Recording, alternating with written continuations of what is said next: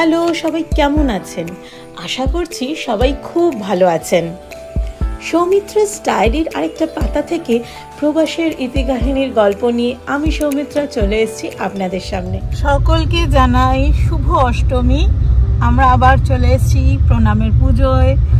আদি এখন ঘুমিয়ে পড়েছে, বাট চলে এসে এখন ওকে নামাবো, দেখি। তো অষ্টমীর সকালের পুষ্পাঞ্জলি দেবো, সবাই সেজে গুজে চলে এসছে। এখন দেখি ভেতরে গিয়ে কি অবস্থা। চারদিকে ভীষণ ভিড়। এই ভিড়ের মধ্যে নিজের বন্ধু বান্ধবদের খুঁজে বের করা সত্যি একটু চাপের। তাও কোনো না কোনোভাবে ফোন করে পৌঁছে গেলাম। এখন দেখছি পুজোর আয়োজন হচ্ছে, তাই সাইড করে একটু দাঁড়িয়ে গেলাম, কারণ মায়ের মুখ দেখতে দেখতে অঞ্জলি দেওয়ার খুব ইচ্ছে। সামনে আমি একদমই জায়গা পাইনি, দেখতেই পাচ্ছেন এত ভিড়। এখানে কোথায় দাঁড়াবো বুঝে উঠতে পারিনি, তাই ভাবলাম সাইডেই দাঁড়িয়ে যাই। আগের দিন এই দুর্গা ঠাকুরটার সামনে দাঁড়িয়ে ছবি তুলেছিলাম, আজকে দেখছি এটা রেলিং দিয়ে পুরো ঘিরে দিয়েছে। একদিকে ভালোই করেছে, নয়তো ঠাকুরের ওপরে সব বাচ্চারা গিয়ে উঠে পড়ছিল। অষ্টমী পুজো দেরি আছে, তাও আমরা সাইডে দাঁড়িয়ে সেই পুজো দেখছিলাম। আর আদি নিজের মনে খেলতে ব্যস্ত। সুমন ওকে নিয়েছিল, আর মিমিদি আমি এখানে দাঁড়িয়েছিলাম। অষ্টমীর অঞ্জলি শুরু হচ্ছে এবার, তাই সবাই মিলে এখানে চলে এসেছি। সবাই শুনতে পাচ্ছেন? সবাই ফুল পেয়েছেন?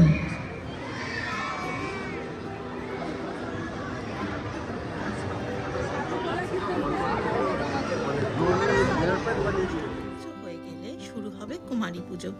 এখন কুমারী পুজোর আয়োজন চলছে। কুমারী পুজো যতক্ষণ হচ্ছে, তাই সবাই মিলে ভাবলাম একটু কয়েকটা ছবি তুলে নিই, আর তারপরেই শুরু হবে দুপুরের খাওয়া দাওয়া। আর বিকেলে আবার নবমীর পুজো শুরু হবে। এখন খেয়ে দিয়ে ভাবছি বাড়ি চলে যাব, তারপর আবার বিকেলবেলা আবার একটু সেজে গুজে চলে আসব। পুজোর এই 3টে দিন এখানেই কেটে যাবে। হ্যাঁ, সত্যি বলছি, ক্যালিফোর্নিয়ার মতো এখানকার পুজো একদমই নয়। ওখানে 3 বছর ছিলাম, আর 3 বছরই মানে সারা মাস জুড়ে পুজো হতো। প্রায় এক একটা জায়গায় আমরা ঠাকুর দেখতে যেতাম, মনে হতো যেন কলকাতার মতনই ঠাকুর দেখতে যাচ্ছি। কিন্তু এখানে পুজোটা একদমই আলাদা। মানে একটা জায়গায় পুজো যে হচ্ছে, আমরা প্রায় 3 দিনই সেই একটা জায়গাতেই আছি। তো ঠিক আছে, এক একটা জায়গার এক এক ধরনের সমস্ত আয়োজন হয়।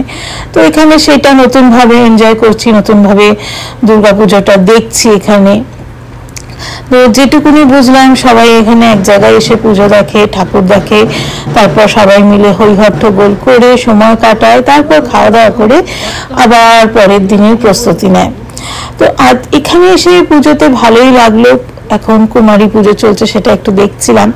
একটু পরেই খাবারের পরিবেশন হবে। আজকে সকালে একদম নিরামিষ আয়োজন হয়েছে, তাই থাকছে খিচুড়ি, লাবড়া, সবজির তরকারি, আর একটু মিষ্টি থাকবে। তো এই নিয়ে আজকে সকালে ওরা যে খাবারটার আয়োজন করেছে সেটা হবে।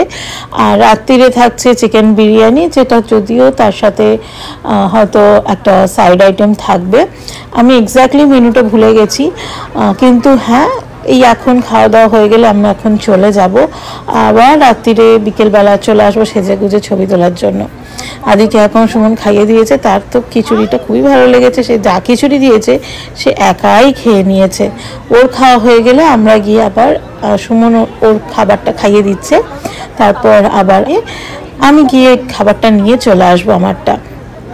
মনে হচ্ছে খুবই ভালো লেগেছে। এই যে এদিক দিয়ে একটা লাইন গিয়ে খাবার নিচ্ছে, আর ওই সাইড দিয়েও আরও অনেকে লাইন দিয়ে খাবার নিচ্ছে। খাবার নেওয়া হয়ে গেলে আমরা এখানে দেখুন কি সুন্দরভাবে পরিবেশন করছে সবাই। সত্যি কথা বলতে প্রথমে একবার ভেবেছিলাম যে এখানে খাবার টিকিটটা না কেটে রেস্টুরেন্টে বসে খাবো, তারপর আবার এখানে চলে আসবো। কিন্তু পরে মনে হলো যে সেই তো আবার বেরোনো, একটা জায়গায় যাওয়া, গিয়ে রেস্টুরেন্টে বসে খাওয়া মানে 1-2 ঘন্টার ব্যাপার।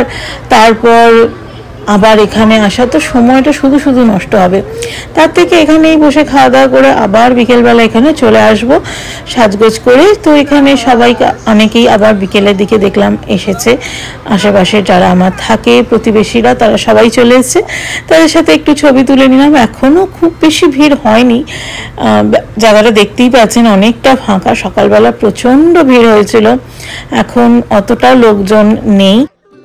এর কারণ হলো প্রণামের তরফ থেকে একটি মিউজিক্যাল ইভেন্ট অ্যারেঞ্জ করা হয়েছে, যেখানে খাওয়া দাওয়া হয়েছিল সেই স্টেজে পারফরমেন্সও চলছে।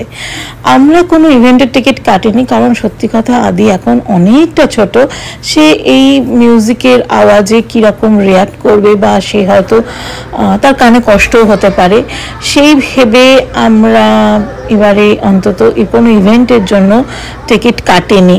তাই ঠাকুর দেখাই মেন উদ্দেশ্য, কি ছবি তোলা, খাওয়া দাওয়া, গল্প গুজব এই নিয়েই দিনগুলো কাটিয়ে দেবো, এটাই প্ল্যান। তাই ইভেন্ট যেহেতু ওখানে চলছে তাই অনেকেই ঠাকুর দেখতে এখানে চলে এসছে। আর তারপর কালকে তো বিজয়া দশমী হবে, তো বিজয়া দশমী উপলক্ষে কালকেও আসবো।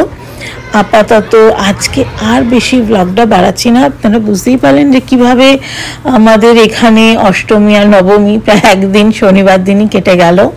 তবে আমাদের থেকে সব থেকে বেশি মজা করেছে আদি, দু হাতে দুটো চামচ নিয়ে ঢ্যাঙ্কুরাকুর নাকুরাকুর তো করেই গেছে, তার সাথে গোটা এলাকা চক্কর মেরেছে, এখন এই চাকাটা নিয়ে ঘুরিয়ে যাচ্ছে।